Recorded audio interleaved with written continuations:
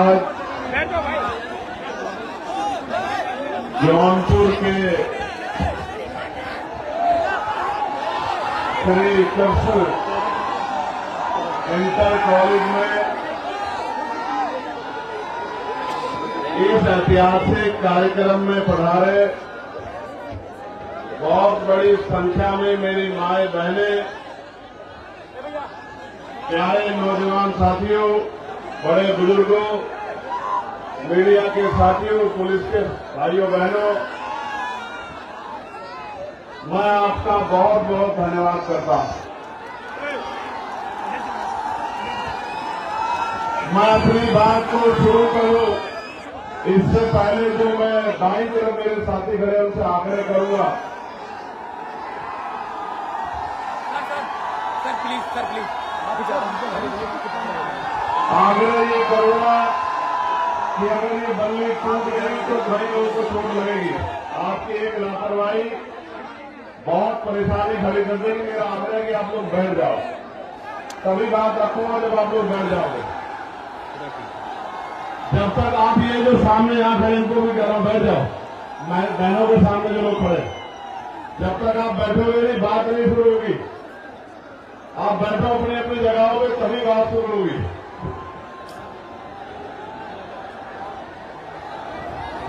ये जो साथी है वो भी बैठो वहां जो सामने, माँ बहनों से थोड़े देर पीछे पीछे होकर बैठो कि उनको परेशानी ना हो।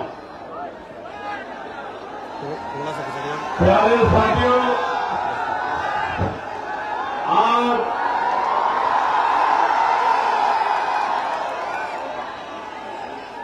जब अगर जगह नहीं है तो वहां से इधर निकल जाओ, लेकिन व्यवस्था मत कराओ, चोट लग जाएगी। मुझे आपकी फिक्र है, क्योंकि एक भाई को भी चोट देने को नुकसान होगा। मैंने आपका प्यार देख लिया, लेकिन अब खाली करो उसको, नुकसान हमारा ही होगा इसलिए कह रहे हैं। और पीछे वाले परेशान हो रहे, बैठिए यहां से इधर आइए थोड़ा सा, अगर आप नहीं संभाल पा रहे हैं तो, अगर जगह नहीं है तो पीछे जाइए, लेकिन व्यवस्था का हिस्सा मत बनिए। बहुत मेहनत की लोगों ने सफल कराने के लिए, बहुत मेहनत की एक मेरे भाई ने। उसी में लगा दें, जल्दी से खत्म करें। पुलिस के भाइयों से आग्रह कर मदद कराइए। भाइयों के क्या कर रहे हैं आप लोग, देखें क्या माइक में लगा देते हैं।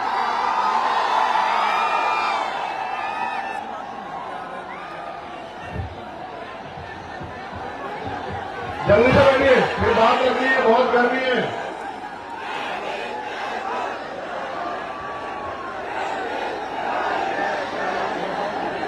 कराइए, व्यवस्था कराइए, मदद होगी आपकी, धन्यवाद होगा। प्यारे साथियों, आज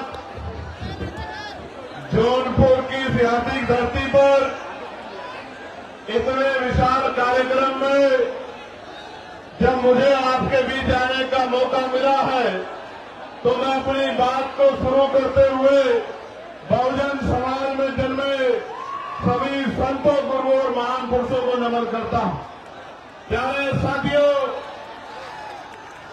महामानव तथागत गुरु से लेके जगत गुरु सतगुरु रविदास जी महाराज, गुरु कबीर जी, गुरु नानक जी, संत गाडगे जी महाराज, गुरु वाल्मीकि जी, नारायण गुरु, राष्ट्रपिता ज्योतिबा फूले, छत्रपति साहू जी महाराज, डॉक्टर बाबा साहब अम्बेडकर, माननीय साहब श्री काशीराम, माननीय रामसुर वर्मा, चौधरी महाराज सिंह भारती, जननायक कपूरी ठाकुर, बाबू जगदेव प्रसाद कुशवाहा, तमाम हमारे महापुरुष, जिनमें शिवदयाल,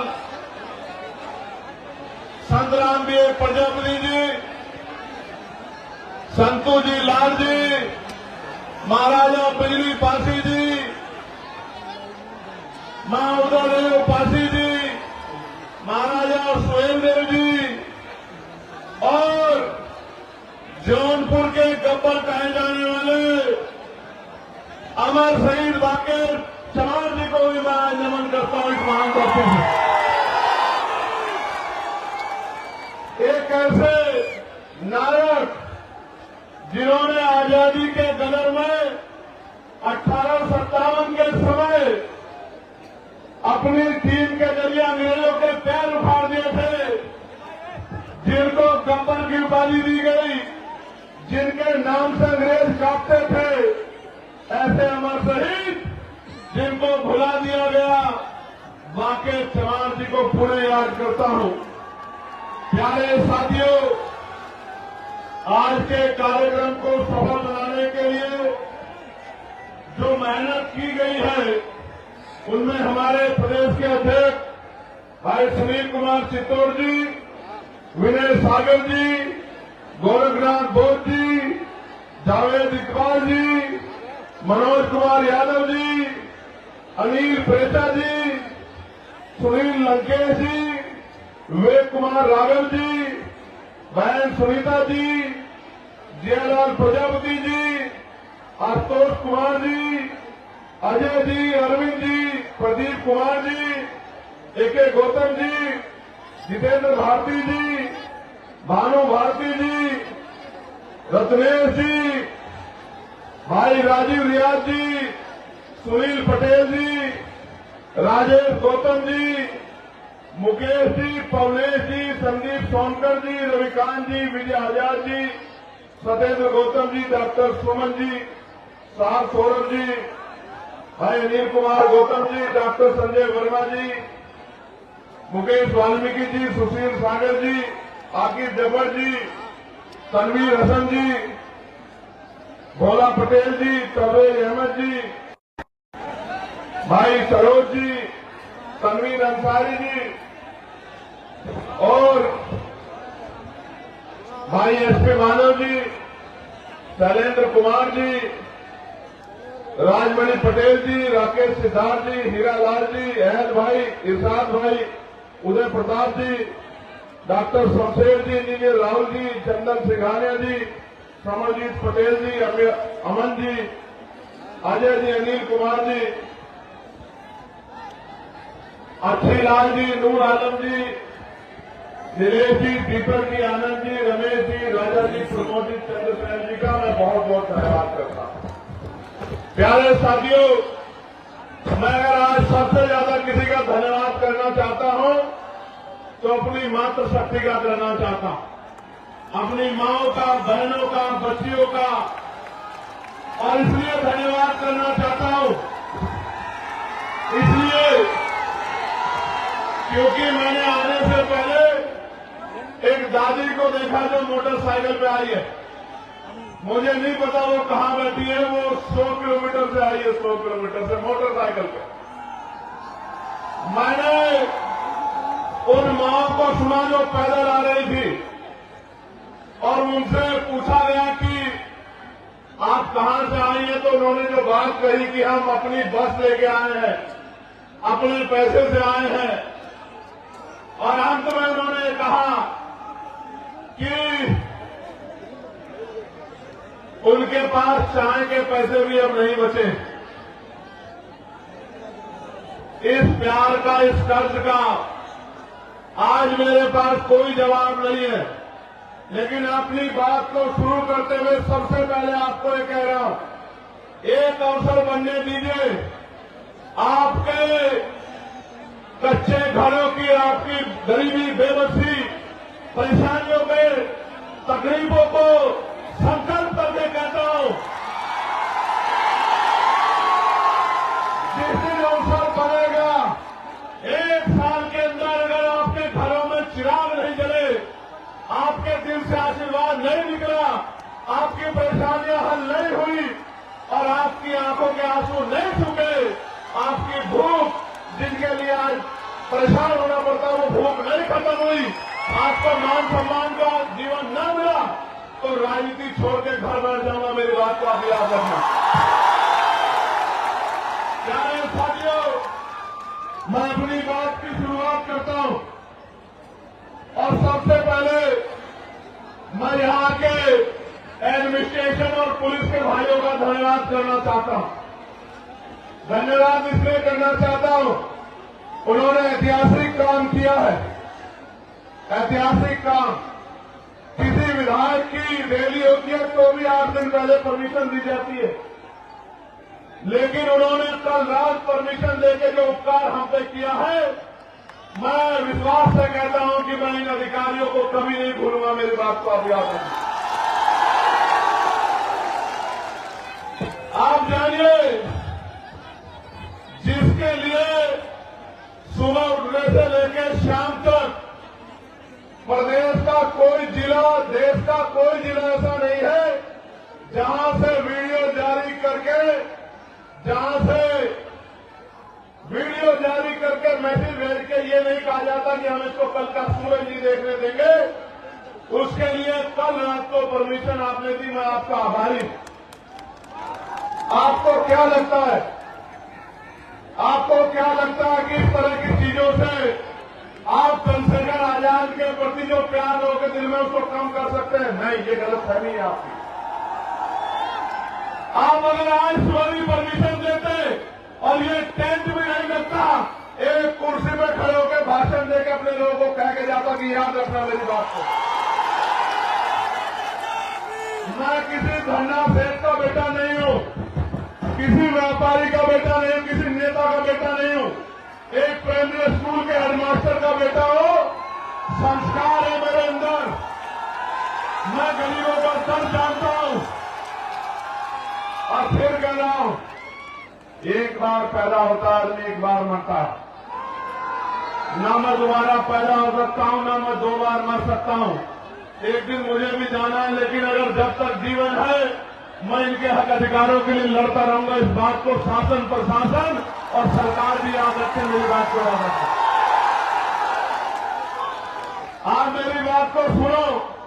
मेरा पर चले तो एक शब्द ना कहूं और ऐसे ही चला जाऊं, लेकिन जब आया हूं तो अपनी बात कहना चाहता हूं, क्योंकि गर्मी इतनी है। मेरे ऊपर तो टेंट लगा है, लेकिन मेरी माए बहन, मेरे भाई, मेरे बच्चे, मेरे छोटे नौजवान साथी, बड़े बुजुर्ग गर्मी में है, पसीना आ रहा है। मैं तो जानता हूं लोग पैसे पे नहीं जाते, खाने पे, मिठाई पे, शराब पे नहीं जाते, और आप अपने इस बेटे को इज्जत, प्यार, आशीर्वाद देने के लिए इस गर्मी में बैठे हो। नहीं है मेरे पास आज आपको देने के लिए बहुत कुछ नहीं है, लेकिन इस मंच से कह रहा हूं, मेरे खून का कतरा कतरा भी अगर आपके लिए बह जाएगा तो ऊप नहीं कहूंगा। मेरी बात को आप याद रखना।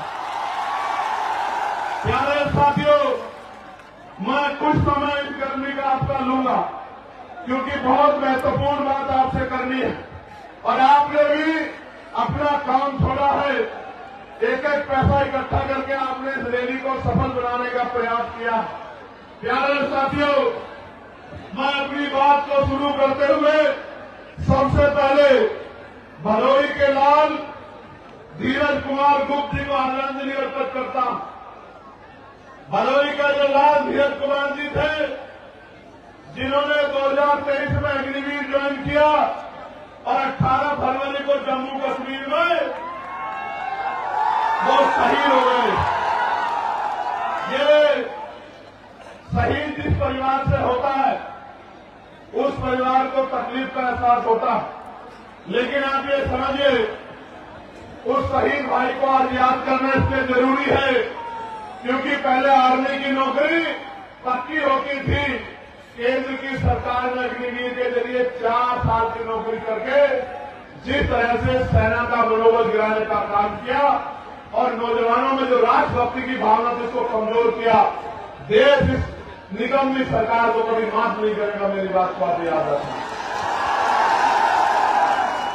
भाई धीरज जी के पिताजी श्याम सुंदर गुप्ता जी, गुप्त जी, जो उनसे पहले ही इस दुनिया से चले गए, उस परिवार में जो चिराग बुझे हैं, इसलिए उस परिवार को मैं आदरांजलि भेंट करता हूं।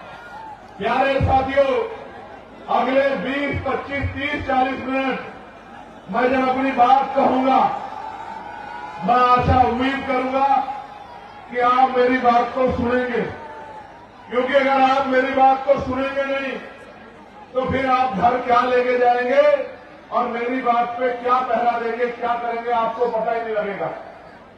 चंद उत्साही नौजवान, मैं उनसे आग्रह करूंगा कि वो शांति से खड़े रहें और शोर मचाने की बजाय मेरी पे गौर करें।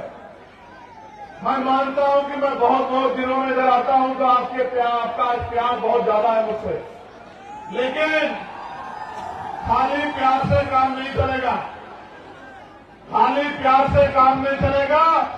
अगर मान सम्मान चाहिए तो उठ के खड़े होना पड़ेगा, उठ के खड़े होना पड़ेगा। मेरी बात को याद रखना। आपके महापुरुषों के नाम मैंने लिए, उन महापुरुषों का संघर्ष याद करो, उनका बलिदान याद करो, उनका शौर्य याद करो। आप उनके अनुयायी हो, आप चंद्रगुप्त मौर्य जी के अनुयायी हो, सम्राट चंद्रगुप्त मौर्य के। आप सम्राट अशोक के अनुयायी हो, आप भीमा कोरेगांव के उन वीर योद्धाओं के अनुयायी हो, उनके वंशज हो।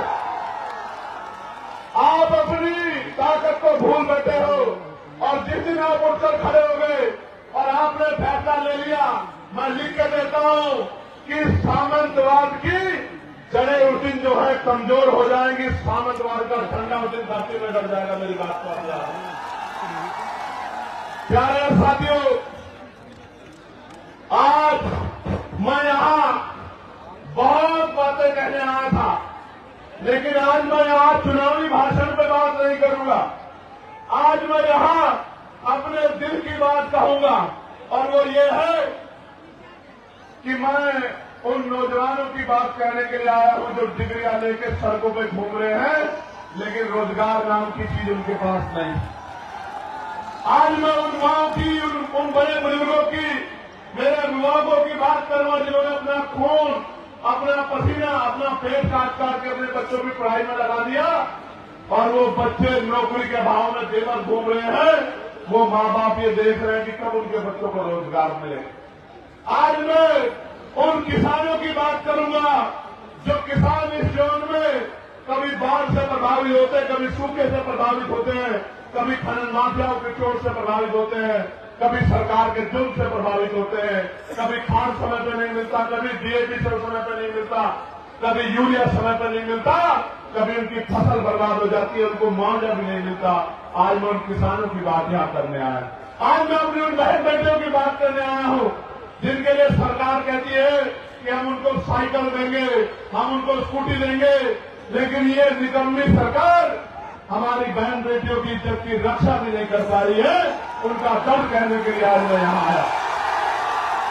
प्यारे साथियों, हमारी वर्दी में कोई खोट नहीं है।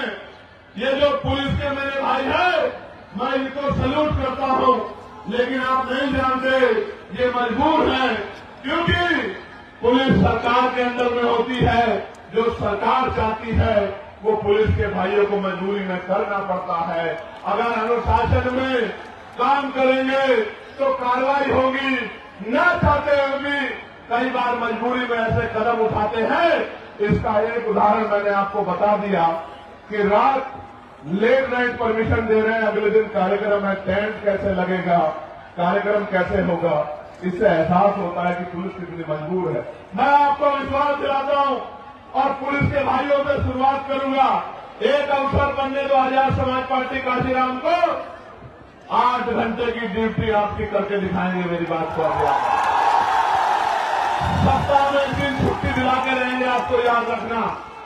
प्यारे साथियों, वेतन विसंख्या दूर कराएंगे आपका जो बैकलॉग है भर के, आपको जो 24 घंटे ड्यूटी का प्रेशर बना हुआ ये खत्म करेंगे, और आपको बॉर्डर स्कीम खत्म करके अपने जिले के बराबर के जिले में जाने की आजादी देंगे। मेरी बात को आप याद रखना। आपसे शुरुआत करें।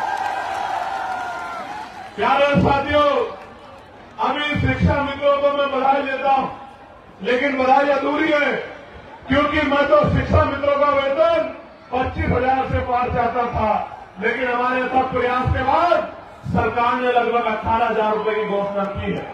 प्यारे साथियों, अभी तो शिक्षा मित्रों की बात आगे बढ़ी है, अभी तो लड़ाई पीआरडी के जवानों की बाकी है, होमगार्ड भाइयों बहनों की बाकी है, भोजन माताओं की बाकी है, आशा आंगनबाड़ी बहनों की बाकी है, पंचायत सहायकों की बाकी है, रोजगार सेवकों की बाकी है।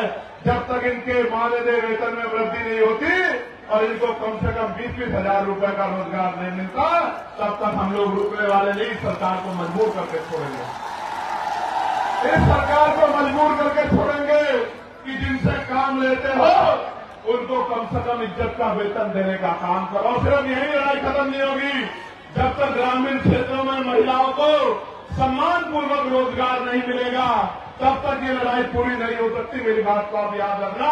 और आज कह रहा हूं 2 किलो राशन नहीं दूंगा, आटा चावल नहीं देंगे हम लोग, 2000 रुपए नहीं देंगे, लेकिन आपके बच्चों को इतनी अच्छी शिक्षा देंगे और आपको रोजगार देंगे कि आप 20,000 रुपए घर पर रहकर कमाओगे। मेरी बात को आप याद रखें। आपके बच्चों को इतनी अच्छी शिक्षा देंगे कि वो अपने पैरों पर खड़ा होकर 50,000 रुपए का रोजगार करेगा और आपसे आंसू पूछने का काम करेगा। मेरी बात को आप याद रखें। प्यारे साथियों, उत्तर प्रदेश के हालात बदल रहे हैं, उत्तर प्रदेश के हालात बदल रहे हैं और एक तरफ तो नीले झंडे वाले बाबा साहब अम्बेडकर के अनुयायी पूरे साउथ के अनुयायी घूम रहे हैं, दूसरी तरफ कुछ बहरूपिये भी घूम रहे हैं। और बहरूपियों को कैसे पहचानना है, बहरूपियों को कैसे पहचानना है, तो उनकी बातों में गौर करना पड़ेगा। एक नेताजी तो विधानसभा में खड़े होकर कहते हैं, हालांकि मैं इस भाषा को नहीं यूज करना चाहता था, लेकिन मुखौटे तो उतारने पड़ेंगे, बिना मुखौटे उतरे काम नहीं चलेगा। मैं जो मंचासीन हमारे नेता उनको भी बताना चाहता हूं कि आज देश में सिर्फ चमार जाति को आरक्षण नहीं मिलता, पूरे शेड्यूल कास्ट को आरक्षण मिलता है, पूरे बैकवर्ड कास्ट को आरक्षण मिलता है। और तो और कई सारे मैं देश भर में घूमता हूं, क्षेत्रीय आधार पर तो सामान्य जाति के लोगों को भी हिमाचल में, जम्मू कश्मीर में, उत्तराखंड में आरक्षण का लाभ मिलता है। और तो और 2019 से AWS के जरिए सामान्य जाति के गरीबों को भी आरक्षण का लाभ मिलता है। लेकिन सामंतवादी सोच क्या होती है, इसका उदाहरण मैं आपको बताता हूं कि एक नेता असेंबली में खड़े होकर कहते हैं कि मैंने केवल से पूछा कि आप चमार बनना चाहते हैं।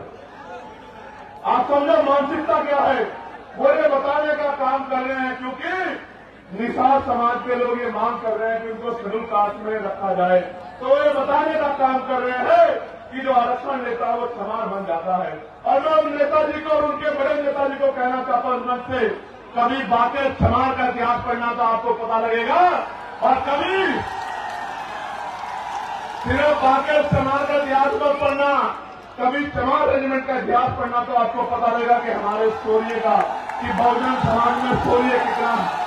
मैं तो बार बार कहता हूं कि बना के देखो, अहिर रेजिमेंट बना दो, गुजर रेजिमेंट बना दो, पाल रेजिमेंट बना दो, प्रजापति रेजिमेंट बना दो, निषाद रेजिमेंट बना दो, और देश की सेवा में, देश की रक्षा में मौका दो बहुजन समाज के लोगों को, हम दिखाएंगे देश की रक्षा कैसे होती।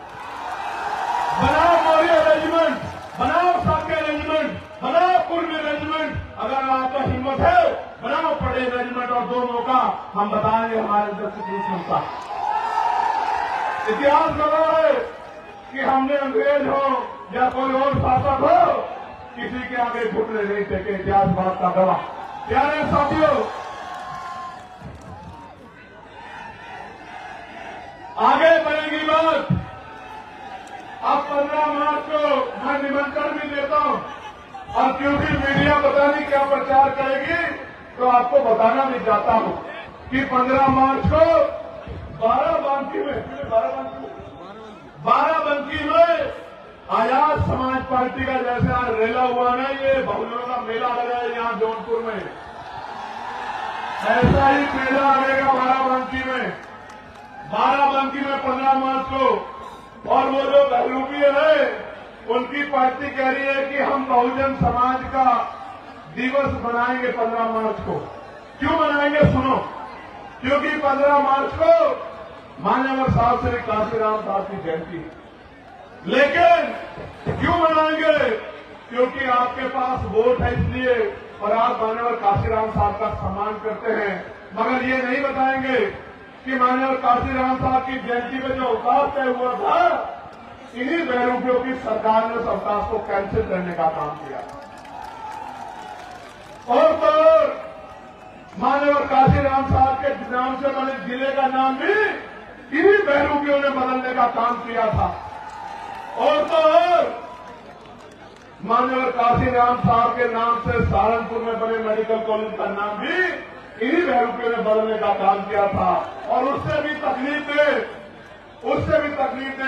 प्रमोशन में रिजर्वेशन का बिल भी इन्हीं बहरूपियों के नेताओं ने पार्लियामेंट में फाड़ने का काम किया था, जिसकी वजह से हमारे SC/ST के कर्मचारी अधिकारियों को खून के आंसू रोने पड़े और डिमोशन हमारे लोगों का हुआ। अगर इनकी रकम ना होता तो मानव काशीराम साहब का नाम बदलने की बजाय एक और मेडिकल कॉलेज दूसरे महापुरुष के नाम पर बना। इनकी जगह ना होता तो प्रमोशन में रिजर्वेशन कैंसिल करता, बिल फाड़ने के बजाय SC/ST के साथ OBC के भाइयों को भी प्रमोशन में रिजर्वेशन का लाभ दिलाने का काम करता। और तो इनका चेहरा कब बेनकाब हुआ और ज्यादा कब हो गया जो बात बहुजन की करते हैं, लेकिन जब UGC का कानून आया, गाइडलाइन आई, तो ये सब लोग विरोधियों के पक्ष में खड़े हो गए। ये बात बहुजन की करते हैं और गुलामी 15% लोगों की करते हैं। ये जो बहरूपीय घूम रहे, मैं इनकी बात कर रहा हूं।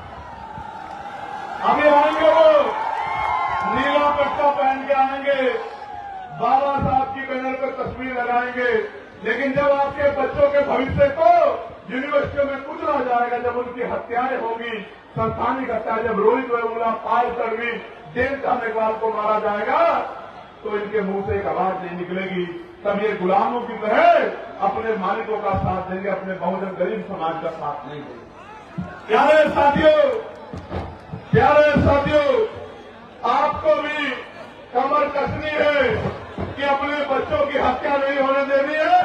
और मैं आज इस मंच से कहना चाहता हूं कि UGC की गाइडलाइन तो लागू होकर रहेगी, उनको कोई रोक नहीं सकता है। मेरी बात कर रहा है, क्योंकि मैं कल ये भारतीय जनता पार्टी के वर्तमान सांसद को सुन रहा था और बहुत सही बात कह रहे थे। वो ये कह रहे थे क्योंकि उनको एहसास है कि अगर SC/ST OBC का विरोध करेंगे तो MP MLA भी नहीं बन पाएंगे। ये लोग 15% से कोई MP MLA नहीं बन सकता है। मैं आपको कह रहा हूं, जो आपके अधिकारों का विरोध करे उसके लिए नारा मेरा याद रखना कि ना तो नोट उनको देना और ना वोट उनको देना जो आपके अधिकारों का विरोध करते हैं, आपके बच्चों का विरोध। अपना नोट भी उसको देना और अपना वोट भी उसको देना जो आपके लिए सीना तान के खड़ा है, गोली की परवाह नहीं करता, जेल की परवाह नहीं करता, मुकदमे की परवाह नहीं करता, जो आपके आंसुओं पे अपना खून बहाने को तैयार है। आपको भी तैयार होना पड़ेगा उसको शक्ति देने के लिए, वरना फिर बहुत बड़ा नुकसान हो जाएगा। मेरी बात को आप याद रखना। प्यारे साथियों, हमने तय किया है कि हम सबसे बड़ा बदलाव ये करेंगे, जब हम पे अवसर बनेंगे आजाद समाज पार्टी के लोगों पे, तो हम सबसे बड़ा बदलाव ये करेंगे कि हम नई शिक्षा नीति लागू करेंगे। अब वो नई शिक्षा नीति क्या होगी? वो नई शिक्षा नीति ये होगी कि चाहे चीफ सेक्रेटरी हो या मुख्यमंत्री हो, चाहे मंत्री हो या संतरी हो, चाहे सांसद हो या विधायक हो, चाहे चेयरमैन हो या जिला पंचायत का अध्यक्ष हो, गांव के सरपंच और पंचायत के मेंबर से लेके और मुख्यमंत्री तक के बच्चों को और DGP चीफ सेक्रेटरी से लेके पंचायत के सेक्रेटरी के, DM SSP के, CO दरोगा जी के, ADM SDM के, कानून तहसीलदार के, सबके बच्चों को IG DIG कमिश्नर एडिशनल के बच्चों को सरकारी स्कूल में पढ़ाने का काम करेंगे। मेरी बात को अच्छा आप सोचोगे इससे बदलाव क्या हो जाएगा? मैं आपको बताता हूं इससे बदलाव क्या होगा। इससे बदलाव ये होगा कि जब उनके बच्चों के हितों की बात आएगी तो सरकारी स्कूल की व्यवस्था ऐसी होगी कि वहां 5 स्टार होटल भी आपको कमजोर महसूस होगा, उसके सामने खोखला साबित होगा।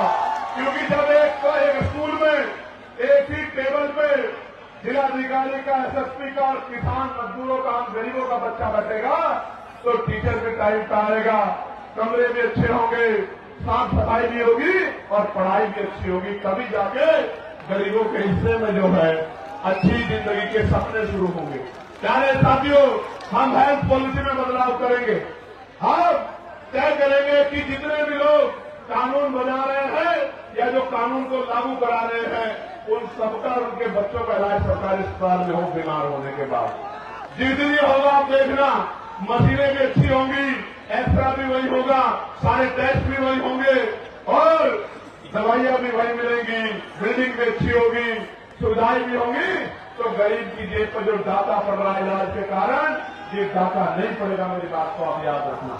प्यारे साथियों, हम कानून व्यवस्था को इतना मजबूत करेंगे कि किसी की हिम्मत नहीं होगी किसी गरीब की बेटी की तरफ, उसके बेटे की तरफ, उसकी जमीन की तरफ, उसकी पत्नी बहनों का भाग उठाने की मेरी बात को आप याद रखना।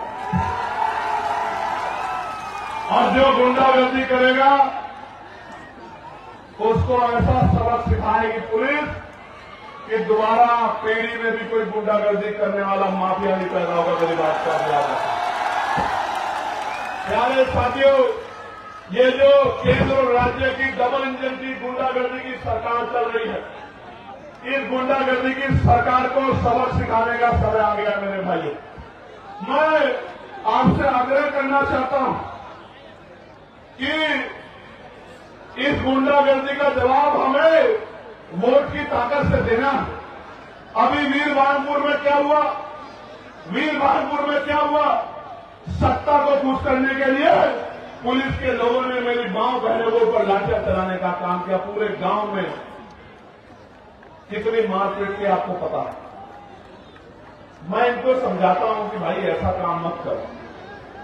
शराब के नशे में जाके आप गांव में अराजकता करोगे और जनता आपसे विरोध नहीं करेगी तो ऐसा नहीं हो सकता। इसलिए मैं इस घटना का संज्ञान लूंगा और जो अन्याय वहां हुआ है लोकसभा में 9 तारीख से जब लोकसभा चलेगी उस अन्याय को देश के प्रधानमंत्री के सामने दिखाने का काम करूंगा। उनको बताऊंगा कि उनकी सरकार किस तरह की गुंडागर्दी उत्तर प्रदेश में कर रही गरीबों के साथ। ये जो धर्म की बात करती है, महापुरुषों के सम्मान की, भारतीय जनता पार्टी की डबल इंजन की गुंडागर्दी वाली सरकार मां अहिल्याबाई होलकर का कितना अपमान किया, उनकी मूर्तियां तोड़ तोड़ के जो है वो फैला दी और जो नौजवान संघर्ष करने गया उनको लाठियों के पीछे जेल में बंद कर दिया। इतनी गुंडागर्दी कर रही है सरकार। प्यारे साथियों, काशी द्वार बनाया जा रहा है बनारस में, एयरपोर्ट के पास 16 ग्राम सभा की जमीन को बिना मुआवजे के छीनने का काम कर रहे हैं। सरकार का काम लोगों को घर देना होता है, जमीन देनी होती है, जमीन छीननी नहीं होती। लेकिन उत्तर प्रदेश की गुंडागर्दी करने वाली सरकार जबरन लोगों की जमीनें छीनने का काम कर रही है। प्रयागराज के फूलपुर के चठिनोटा मुकुंदपुर गांव में जबरन जमीन अधिग्रहण की जा रही है और किसान आंदोलन कर रहा है। और किसान तो ये भी कह रहा है जान दे देंगे लेकिन जमीन नहीं देंगे। आप ये देखो किस तरह से किसानों को, मजदूरों को नोचने का काम ये सरकार कर रही है। प्यारे साथियों, फतेहपुर जिले में मनरेगा कर्मियों को 6 माह से मानदेय नहीं मिल रहा है क्योंकि नया जी राम जी कानून लाके इन्होंने 40% पहला सरकार को, राज्य सरकार को देने को कहा है और राज्य सरकार पूर्ण कर्जे में है। उत्तर प्रदेश के हर व्यक्ति पे लगभग 30-35 हजार रुपए का कर्ज है इनकी गलत नीतियों की वजह से। आज तो हालात ऐसे हैं, दुकान मंडी, दाल मंडी में जो दुकानें तोड़ी जा रही है, लगभग 100 दुकानें ऐसे जिनका मुआवजा सरकार ने अभी तक नहीं दिया। मिर्जापुर में बाढ़ और सूखे की मार से जनता परेशान है लेकिन सरकार की आंखें नहीं खुल रही है। और गाजीपुर में गंगा कटान और बाढ़ की समस्या से किसान और आम आदमी परेशान है, उनको फसलों का दाम भी नहीं मिल रहा है और सरकार सोई बैठी है। जनपद चंदौली में जो लाइफ लाइन कही जाती है, लेबर करनासा मुख्य नहर की इतनी हालत खराब है कि किसान सिंचाई के लिए भी परेशान है। प्यारे साथियों, हमने तय किया है कि अब इस गुंडागर्दी की सरकार को उत्तर प्रदेश से खराब करना है और खदेड़ करना ही नहीं है, इनकी हालत ऐसी करनी है कि दोबारा जनता के साथ अन्याय करने के बारे में ये सोच भी ना पाए। प्यारे साथियों, और उसके लिए आपको मुझे हिम्मत दिखानी पड़ेगी, आपको मुझे ताकत बनानी पड़ेगी। और जिस तरह 69,000 शिक्षक भर्ती के बच्चों को इन्होंने, जिसमें पिछड़े वर्ग के बच्चे हैं, पाल, प्रजापति, कश्यप, सैनी, मौर्य, साक्य, कुशवा, बिंद, राजभर, केवट, मल्ला, यादव, गुर्जर, जाट, तमाम पिछड़े जातियों के बच्चे, सैन विश्वकर्मा के बच्चे, मेरी आज भी याद है, लाठियां मार मार के उन बहनों के हाथ तोड़ दिए लखनऊ में, जब वो मुख्यमंत्री के दरवाजे गई, लेकिन उनको नौकरी सरकार ने आज तक नहीं दी। मैं पूछना चाहता हूं, जो सरकार गरीबों के बच्चों की नौकरी छीनने का काम करती है, वो क्या गरीबों की जैसी हो सकती है क्या? मैं आपको याद दिलाना चाहता हूं, कप्तान में क्या हुआ मेरठ में, आपने देखा था नहीं देखा तो बताओ। जब मैं उस मां को न्याय दिलाने के लिए और अपनी बहन बेटी जिसको उठा ले गए थे गुंडे, उसको बरामद कराने के लिए दौड़ रहा सड़कों पे, आपने देखा था नहीं देखा था? क्यों दौड़ना पड़ रहा था मुझे?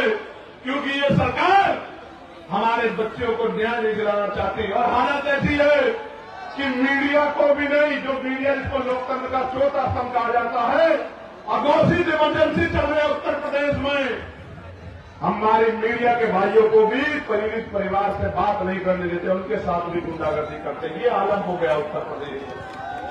अब दो ही रास्ते हैं, क्या तो हम इस गुलामी को सहे या फिर हम इस गुलामी की बेड़ियों को जड़ से उखाड़ सके। आप बताओ तैयार हो या नहीं हो? बताओ, बोले हाथ धोके बताओ तैयार हो या नहीं हो?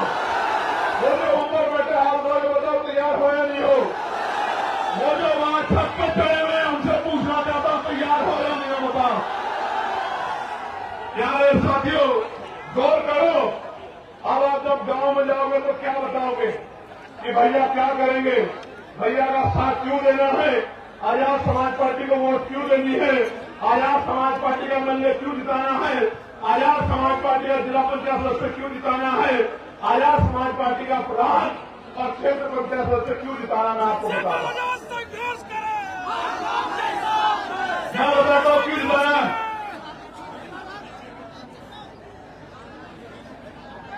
मैं बताता हूं क्यों जिताना। अगर आपको 15% अतिरिक्त आरक्षण चाहिए पिछड़े वर्ग के लोगों को, पिछड़े समाज को, मौर्य जी यहां बैठे, प्रजापति जी यहां बैठे, बिल्कुल साफ कह रहा,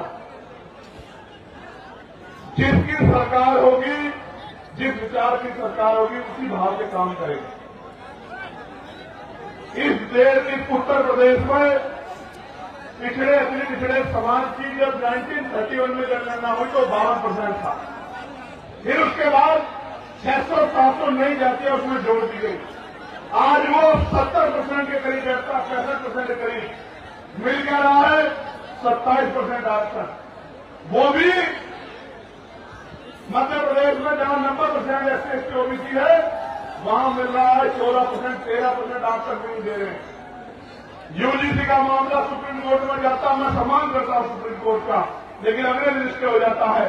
लेकिन आपका मामला कई सालों के बाद में पूछने वाला नहीं है। आज मैं ऐलान करके कह रहा हूं, आप जाके घर घर बताना। और क्योंकि हम लोग महापुरुषों को मानने वाले लोग हैं, हमारा संकल्प भी हमारी शक्ति है। जिस तरह केंद्र की सरकार ने 10% आरक्षण 3 दिन के अंदर सामान्य जाति के गरीब भाइयों को दिया था बिना आंकड़ा दिखाए, 15% आरक्षण पिछड़ी अति पिछड़ी वर्ग के भाइयों को 27% से अलग आजाद समाज पार्टी का नाम दिलाने का काम करेंगे। मेरी बात को आप याद, जो अति पिछड़ी जातियां हैं 100 नौकरी आएगी तो 15 नौकरी आपके परिवारों में उस तरह पहुंचेगी जिनमें आपके हिस्से को कोई दूसरा नहीं ले पाएगा।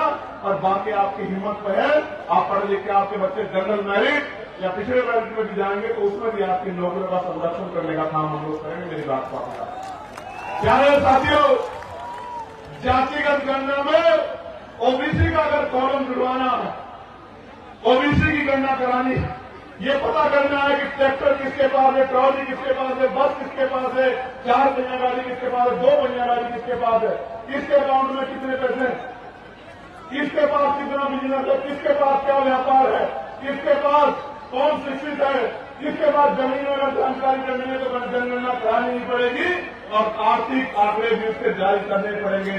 ये तभी संभव होगा जब आजाद समाज पार्टी काशीराम के मेंबर असेंबली में और पार्लियामेंट में खड़े होंगे, तभी संभव होगा। इसके अलावा कोई रास्ता नहीं।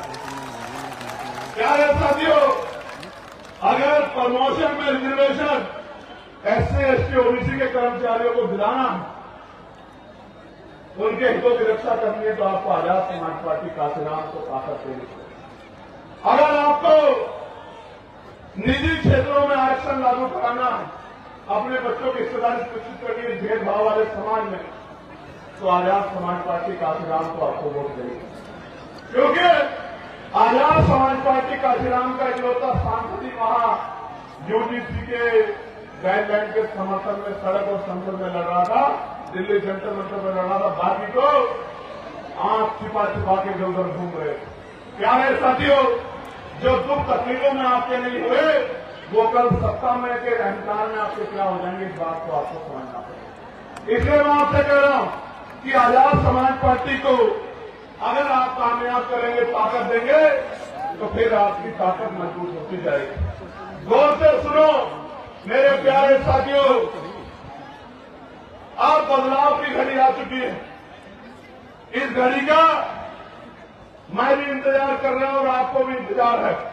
आप जो इतना पैसा खर्च करके, समय खर्च करके इस कड़ाके की गर्मी में यहां डटे हुए हो, तो फिर आज यहां दिल पे ये संकल्प लेके जाओ, अपने दिल में दिमाग में बात मजबूत करके जाओ कि हमारे ऊपर जो जुल्म हुआ है, हमारे ऊपर जो अन्याय हुआ है, हमारे अधिकारों को जो लूटा गया है, हमें एक एक अधिकार छीन के लेना है और छीन के लेने के लिए हमें शक्ति बनानी है। और लोकतंत्र में शक्ति वो वोट में होती है। अपने वोट को मजबूत करना है, अपने बूथ को मजबूत करना है, अपने क्षेत्र को मजबूत करना है। प्यारे साथियों, आज जनता की अदालत लगी है, जनता की अदालत, और जनता की अदालत में फैसला होना है और इसका मौका 2027 में आएगा।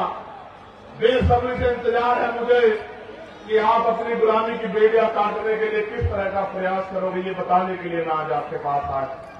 प्यारे साथियों, मेरी बात पे गौर करो। कब तक बेबसी, लाचारी, गरीबी, बीमारी, परेशानियों की जिंदगी जियोगे? एक समय था कि देश आजाद नहीं था, तमाम तरह के व्यवधान थे, तमाम तरह के जो है आपके ऊपर बंदी से लगाई गई थी। लेकिन बाबा साहब अम्बेडकर ने, मैं इस कहानी को इसलिए कह रहा हूं कि आपको, मेरी नौजवान पीढ़ी को पता लगे कि बाबा साहब अम्बेडकर ने अपने 4-4 बच्चे कुर्बान किए और कैसा समय बिताया। गौर से सुनो, ये जो अगली 10 मिनट है, ये आपके दिल पे ऐसी छाप छोड़ेगी कि आपको पता रहेगा बाबा साहब ने हमारे लिए क्या किया। प्यारे साथियों, इस देश में जिसके पास वोट का अधिकार नहीं है, वो किसी संवैधानिक पद पे नहीं जा सकता है। मेरी बात को आप याद रखना। सिर्फ संवैधानिक पद पे नहीं जा सकता है, उसकी सुनवाई भी कहीं नहीं होगी। इस देश में 1917 से पहले 30% लोग वोट का अधिकार रखते थे। कितने % लोग? जोर से बताओ, जोर से बताओ। 3% लोग। फिर मॉन्टेगो चेमफोर्ड सुधार समिति बनी, उसने कुछ नए प्रावधान जोड़े, अमेंडमेंट किया कि वोट का अधिकार बढ़ना चाहिए, तो फिर नए लोगों को वोट का अधिकार मिला। किनको? जो पढ़े लिखे हैं बहुत, किनको? जो बहुत पैसे वाले हैं, किनको? जो जमींदार हैं, किनको? जो लगान देते हैं, किनको? जो व्यापारी है, और आम गरीब समाज उसमें नहीं था।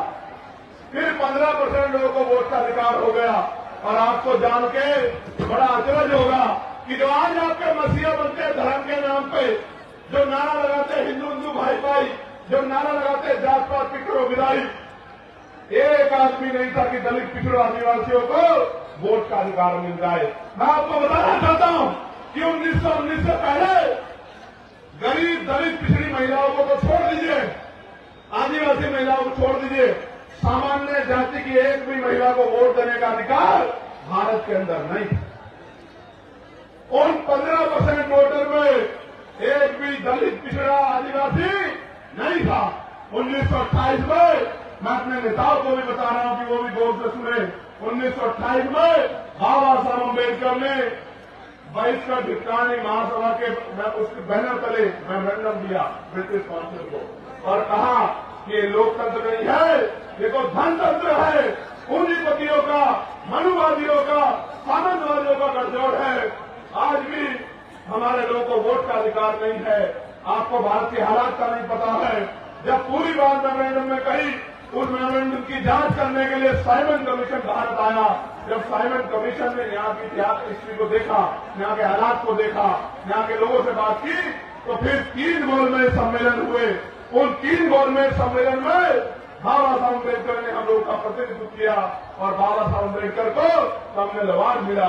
जब बाबा साहब को कम्युनल अवार्ड मिला तो गांधी जी ने यहां जेल में आंदोलन कर दिया और फिर 24 सितंबर 1932 में पूना पैक्ट हुआ, हमारे अधिकार छीन लिए गए। बाबा साहब ने तो ये कहा कि मैं फल लेकर आया था अपने गरीब समाज के लिए। इन मनुवादियों ने उस फल को छीन लिया, उसके छिलके मेरे मुंह पे मार दिए, जिसको आरक्षण का ताना दिया जाता। मैं आपको बताना चाहता हूं मेरे भाइयों, यहां पहुंची मेरी मां, मेरे बच्चों, मेरे नौजवान बहादुर योद्धाओं, मेरे विभागों को बाबा साहब अम्बेडकर के अथक प्रयासों से भारत पहला ऐसा देश है जिसमें हर व्यक्ति को, बारीक व्यक्ति को वोट का अधिकार मिला, सारी महिलाओं को वोट का अधिकार मिला, सार्वभौमिक मताधिकार लागू हुआ। अमेरिका नहीं कर पाया आजादी के समय, संविधान लागू होने के समय ब्रिटेन नहीं कर पाया, यूरोप नहीं कर पाया, रूस नहीं कर पाया।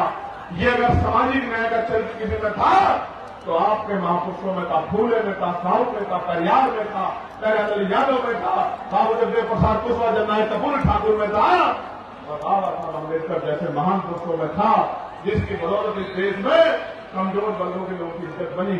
आज भी आप जाकर देखो, जिस बस्ती में वोट नहीं है, न बिजली है, न पानी है, न सड़क है, न रोजगार है, न साफ सफाई है, जानवरों से पूरा जीवन। बिहार के लोग जाके देखो, मुंगसार आपको पता लग जाएगा, अपने बॉर्डर में जाके देखो, आपको पता लग जाएगा। इसलिए मैं आपको कहना चाहता हूं, मेरी इस बात को सुनना और अपने दिल पे हाथ रख के बताना कि जब 18 मार्च 1956 को बाबा साहब अम्बेडकर आगरा में सभा करते हुए कह रहे थे कि मैं बड़ी मुश्किल से तमाम तरह के अपमान सह के, आरोप सह के, अन्याय जुल्म सह के इस कारवा को वहां से यहां तक लेके आ पाया हूं। अगर आप इसको आगे ले बढ़ा सकते तो इसको पीछे मत जाने देना। मेरे बच्चों रोते हुए कह रहे थे बाबा साहब हमसे, रो रहे थे बाबा साहब, और आपको मुझसे कह रहे थे कि मेरे बच्चों इस कारवा को पीछे मत जाने देना। और बाबा साहब ये कह रहे थे, गौर से सुनो नौजवानों, मेरे जिगर के टुकड़ों, गौर से सुनो। बाबा साहब कह रहे थे कि जब मैं अपने चारों तरफ देखता हूं, एक भी नौजवान ऐसा दिखाई नहीं देता जो इस आंदोलन रूपी तंबू का बंबू बन के इस आंदोलन को आगे बढ़ा। बाबा साहब कह रहे थे जैसे एक बंबू के ऊपर बहुत टेंटों का बोझ होता है, इस तरह से मैं बहुत सारे बोझ को झेल रहा हूं। मैं बूढ़ा हो चला हूं, शांति से मरना चाहता हूं, लेकिन एक भी नौजवान मेरे आंदोलन को आगे बढ़ाने के लिए खड़ा नहीं हो रहा है। और आज मैं गौरवान्वित हूं कि ये लाखों का समंदर और इसमें नौजवानों का ये सर इंकलाब इस बात की गवाही दे रहा है कि हमने बाबा साहब के दर्द को मान लिया, हमने बाबा साहब अम्बेडकर के दर्द को मान लिया है और हमने बाबा साहब के पूरे सपने को पूरा करने का मन में ठान लिया है। अब इस लड़ाई को कोई नहीं रोक सकता, क्योंकि कहा गया है कि संघर्षों के साय में घनघोर जवानी पलती है और ध्यान उधर झुक जाता है, इस घोर जवानी चलती है। प्यारे साथियों, गौर से सुनो, गुलामी किसे कहते हैं? गुलामी ये है कि जब आप हार मान जाओ, गिरना गुलामी नहीं होता, फेल होना गुलामी नहीं होता, लेकिन जब आपके अंदर ये बात बैठ जाए कि आप जीत नहीं सकते, उसको गुलामी कहते हैं। 4 दिन पहले बदायूं में एक नौजवान 3 मुस्लिम बुजुर्गों, 2 मुस्लिम बुजुर्गों एक नौजवान को पीट रहा। वो 3 लोग चाहते हैं तो उसका बंदर बना देते पीट पीट के, लेकिन गुलामी इस बात को कहते हैं कि वो 3 लोग हिम्मत नहीं जुटा पाए और बिना किसी अपराध के पिटते रहे, बेइज्जत होते रहे, इसको गुलामी कहते हैं। आज के हालात उत्तर प्रदेश में किसी को कहीं से पकड़ो, कहीं गोली मारो, कहीं दिखाओ और कोई मुकदमा लगाओ, क्योंकि वो मुसलमान है तो कोई पूछने वाला नहीं, वो यादव है तो कोई पूछने वाला नहीं है, वो कुर्मी है तो काश प्रजापति का सब है तो कोई पूछने वाला नहीं है, वो निसार है तो कोई पूछने वाला नहीं है, फांसी है तो कोई पूछने वाला नहीं, गोली मारो जेल हो। मदरसे में कब्जा, मस्जिद पे कब्जा, खानका पे कब्जा, कोई पूछने वाला नहीं है। पुलिस की मौजूदगी में फतेहपुर के मकबरे में जाकर तोड़ कर देने कुछ कहने वाला। क्यों? क्योंकि सबको डर लगता है कि कहीं ये भीड़ आपकी जान ना ले ले। और एक बहुत बड़े महापुरुष ने कहा था कि कुछ लोग कभी इस वजह से नहीं लड़े कहीं वो मर ना जाए, जबकि सच ये है कि एक दिन सबको मरना है। जिस दिन मौत आएगी कोई बचा नहीं पाएगा, कोई रोक नहीं पाएगा। इसलिए मैं आपको कहना चाहता हूं और मैं आपसे पूछना चाहता हूं, क्या आप यहां से जाके काम करोगे नहीं करोगे? बताओ मुझे, क्या करना है आपको पता है नहीं पता है? मैं आपको बताता हूं क्या करना। आज जब मैं अपनी बात को कह के यहां से जाऊंगा तो मेरे बाद पैसे वाले लोग आवाज आ रही है, अरे आवाज हाथ खड़ा करना, अब नीचे करो। जब मैं अपनी बात कह के आज यहां से जाऊंगा मेरे बाद पैसे वाले सक्रिय हो जाएंगे, आपके घरों पे आएंगे, चुनाव का समय आएगा, कहेंगे पैसा ले लो, साठ ले लो, मिठाई ले लो, शराब ले लो। चंद्रशेखर आजाद के चक्कर में मत पड़ो, चंद्रशेखर आजाद बहुत दूर रहता है, आपको यही रहना है। मैं आपको वचन देकर कहता हूं, अगर आपने का काम उठेगी तो आप उठाने वाला चैन से सो नहीं पाएगा। मेरी बात को आप याद रखें। चंद्रशेखर आजाद आपसे दूर नहीं रहता, उनको बता दो कि चंद्रशेखर आजाद आपके दिलों में रहता है और उसको पैसे से निकाल नहीं सकते हो, उसको पैसे निकाल नहीं सकते हो। एक दिन के लिए नहीं दिया वोट। बाबा अम्बेडकर ने कहा है और माननीय काशीराम साहब ने कि वोट का अधिकार गुलामी से मुक्ति के लिए दिया है, बिकने के लिए नहीं दिया है। और वोट की रक्षा ऐसे करनी है जैसे बहन बेटियों की रक्षा करते हैं। मैं आपको कहना चाहता हूं मेरे लोगों, बिल्कुल मत घबराना, आने वाला समय आपका है। मेरी बात को आप याद रखें। करना क्या है? करना यह है कि यहां से जाके मुझसे वादा करो कि मैं अपने बूथ को तैयार करूंगा, हर बहुजन समाज के व्यक्ति के घर जाऊंगा, हर घर में जाके अपनी नीतियां बताऊंगा, अपनी पार्टी का एजेंडा बताऊंगा, भाईचारा बनाऊंगा और एक एक वोट आजाद समाज पार्टी के समर्थन में तैयार करने का काम करूंगा। बताओ करोगे नहीं करोगे? करोगे नहीं करोगे? बताओ। मैं अपनी मां को कहना चाहता हूं, अपनी इस राय में फोन करना, बेटी की तस्वीर में, बेटे की तस्वीर में, बहन को जो मुझसे लगती है मेरी, बुआ को जो आपकी नजर लगती है उसको फोन करना और कहना कि इधर उधर नहीं देखना, इस बार वोट आजाद समाज पार्टी काशीराम को अपने भाई चंद्रशेखर आजाद को जाएगा नहीं जाएगा? बताओ। और आप लोग क्या करोगे? आप लोग ये करना कि अपनी बस्ती को तैयार करना, अपने कस्बे को तैयार करना, अपने गांव को तैयार करना। और अगर सच्ची श्रद्धांजलि देना चाहते हो बाबा साहब को, उनके आंसू को सुखाना चाहते हो, अपने गांव का सपना पूरा करना चाहते हो, तो इस गरीबी बेबसी के जीवन को खत्म करने के लिए आपको खुद को मजबूत करना पड़ेगा। आजाद समाज पार्टी जब कोई पैसा लेके आएगा तो भूल को नहीं आओगे मुझे, जोर से बताओ, दोनों हाथ उठा के बताओ, भूल को नहीं आओगे। ऐसा तो नहीं होगा किसी और की नाराजगी मुझसे निकालोगे? पक्का? कोई ऐसा तो नहीं कि आपको गुमराह कर दे? ताकत बनाओगे बनाओगे, मेहनत करोगे नहीं करोगे? मेरे प्यारे साथियों सुनो, मांगने से भीख मिलती है, अधिकार छीनने पड़ते हैं और छीनने के लिए शक्ति बनानी पड़ती है। और जब तक वोट का अधिकार हमारे पास है तब तक ही मौका है कि हम संविधान को मानने वाले लोग हैं, हम किसी दूसरे रास्ते को इख्तियार नहीं कर सकते। इसलिए मैं आपसे कहना चाहता हूं, करोगे ना मेहनत? कौन आता बताओ, करोगे नहीं करोगे मेहनत? वो जो पीछे लोग मेहनत के बाद हाथ धोके बताओ, करोगे नहीं करोगे मेहनत? आवाज नहीं जाने लग जाएगी, बताओ वो जो पीछे मेहनत करोगे नहीं करोगे? ये बताओ, इस गरीबी के जीवन में खुश हो गया? इसको बदलना चाहते हो ना, तो पहले खुद को बदलना पड़ेगा। तैयार हो नहीं हो?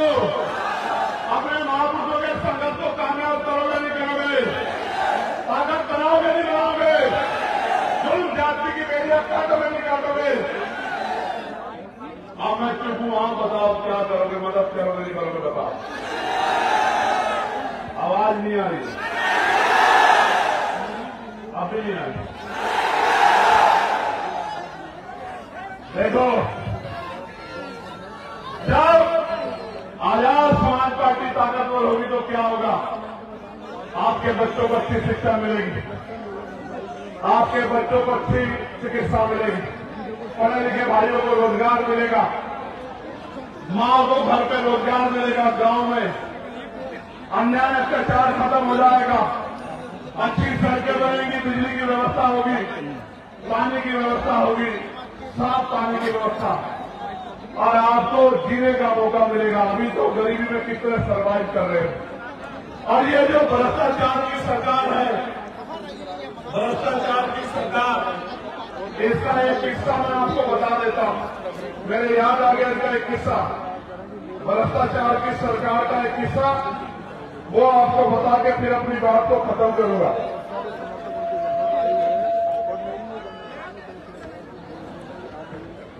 हापुड़ एक जिला है पश्चिमी उत्तर प्रदेश में, वहां 517 गरीब जोड़ों की शादी का कार्यक्रम था।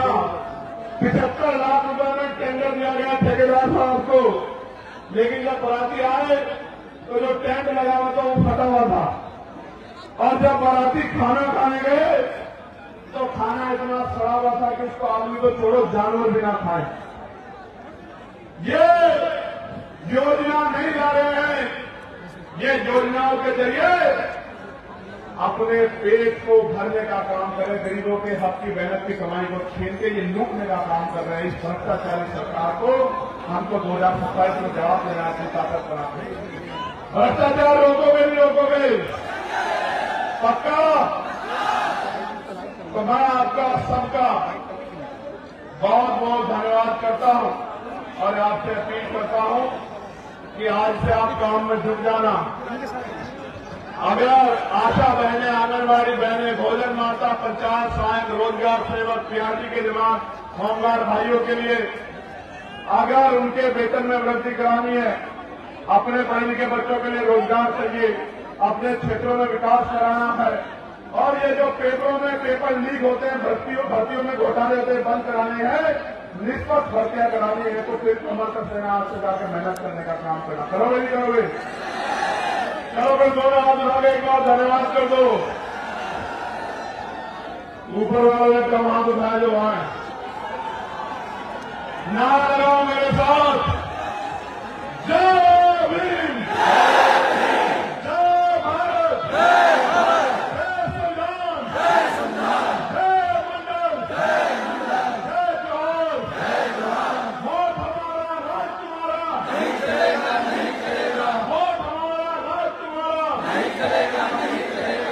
एक नारा जो नया दिया है आज, वोट किसको दोगे? वोट अपना बहुजन को और नोट अपना बहुजन को। समझे नहीं समझे? न मनवादियों को वोट देंगे, न नोट देंगे। वादा करो मुझसे, पक्का? वादा हो गया? चलो बहुत बहुत धन्यवाद आप सबके लिए, मंगल कामनाएं। एक दो नारे और रह गए हैं, जरा जोर से लगा दो। हमारी सेना जिंदाबाद, जिंदाबाद, जिंदाबाद। हमारे अर्धसैनिक बल जिंदाबाद, जिंदाबाद, जिंदाबाद। हमारी पुलिस जिंदाबाद, जिंदाबाद, जिंदाबाद। परमिशन यार समय पर दे दिया करो, क्यों ऐसा करते हैं?